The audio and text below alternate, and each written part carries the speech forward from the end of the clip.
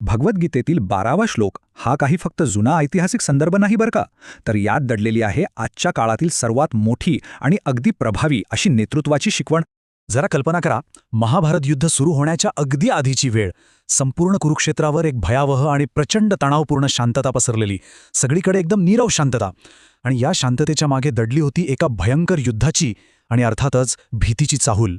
आणि नेमका तिथेच एक मोठा बदल घडला. कुरुवंशाचे प्रतापी पितामह भीष्म यांनी ती भयावह शांतता एका क्षणात भंग केली. त्यांनी चक्क एका सिंहासारखी भयंकर गर्जना केली आणि प्रचंड ताकदीने आपला शंख वाजवला. तो शंखनाद इतका अफाट होता ना की त्याने तिथलं संपूर्ण वातावरणच अक्षरशः ढवळून काढलं.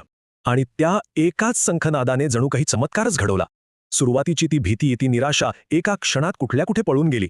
बघता बघता संपूर्ण कौरव सैन्यामध्ये अचानक प्रचंड उत्साह आणि अफाट आत्मविश्वासाची एक मोठी लाटच उसळली.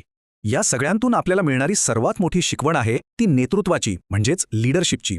एक खरा नेता आपल्या स्वतःच्या खंबीर आत्मविश्वासाने संपूर्ण टीमला एक नवी ताकद देत असतो. जेव्हा नेता स्वतः खंबीर उभा राहतो ना, तेव्हा तो टीमलाही अफाट ऊर्जा देतो.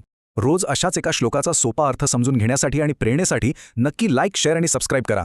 पण जाता जाता विचार करण्यासारखी एक गोष्ट नक्की आहे. आजच्या या काळात असा अटूट आत्मविश्वास एखाद्या टीममध्ये नेमका कसा आणि किती आमूलाग्र बदल घडवून आणू शकेल, यावर नक्की विचार करा.